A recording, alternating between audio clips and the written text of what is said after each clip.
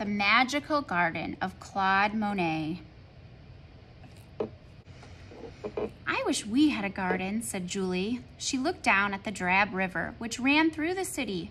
Even Louis the Greyhound was bored with being inside. As soon as I have finished this painting, said Julie's mother, I'll take you on a journey to the most wonderful garden in the world. It belongs to my old friend, the painter, Claude Monet. They took a big black train beside the twisting river far out of the city and into the countryside. Then Louis began to run down the hill and into the lane where a huge wall stood around a mysterious garden. "Stop, Louis!" called Julie, but it was too late. Louis had gone. Julie didn't know what to do. She got down on her hands and knees and wriggled inside. It was like crawling into a dreamy world where twisting plants grew tall as trees. Julie ran around a corner and almost knocked over a big man with a spade. The man wore a straw hat and had a huge white beard. "Oh," said Julie, "I am looking for my dog. Are you the gardener?" "I suppose I am," said the man. "Come and look." One day, these tiny seedlings will grow into big flowers, but a gardener has to be very patient, just like a painter. Then Julie realized, "You are Claude Monet," she gasped. "Yes," laughed the old man, "I am Claude Monet." Together they searched for Louis along the shady path, deeper and deeper into the magical garden, until it seemed as if they had left the real world behind them. Under a willow, Julie saw Monet's umbrella like a huge white mushroom, and there was Louis. He had a blue nose, a purple ear, and one green paw. "Naughty dog," shouted Julie. "You walked all over Mr. Monet's paints." "I think your dog wants to be a painter too," laughed Monet. "Look, he's made a picture too." Then Julie saw Monet's paintings, laid out in the sun to dry.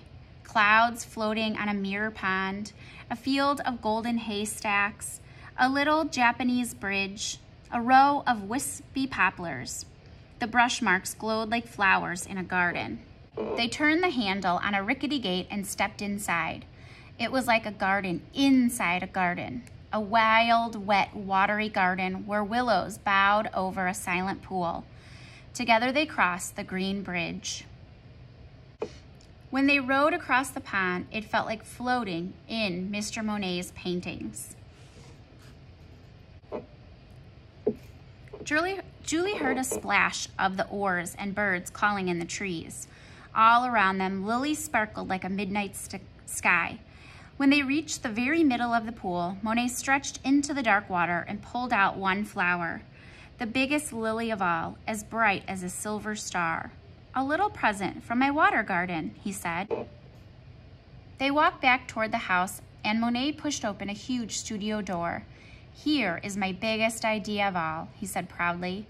"I am trying to paint the most enormous water garden in the world. When you stand in the middle, you will feel as if you have dived into a pool."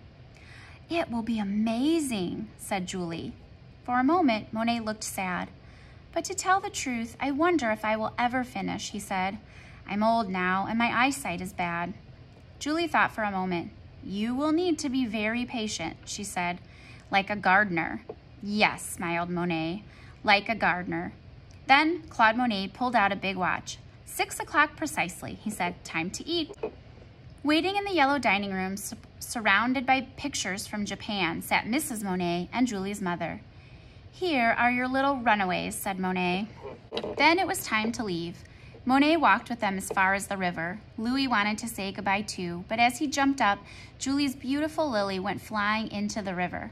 "Oh, Louis," shouted Julie, "that was a special lily." They took the train back to the city. Even Louis was tired. The garden seemed like a distant dream. But in the middle of the night, Julie heard Louis whining to go outside. She tiptoed through the apartment. Beneath the balcony, something was sparkling on the river. Julie ran outside and stretched into the dark water. She pulled out a lily as bright as a silver star. "Perhaps it's a little present from the water garden," she whispered. And as the city slept, she breathed in the sweet smell of the magical garden of Claude Monet.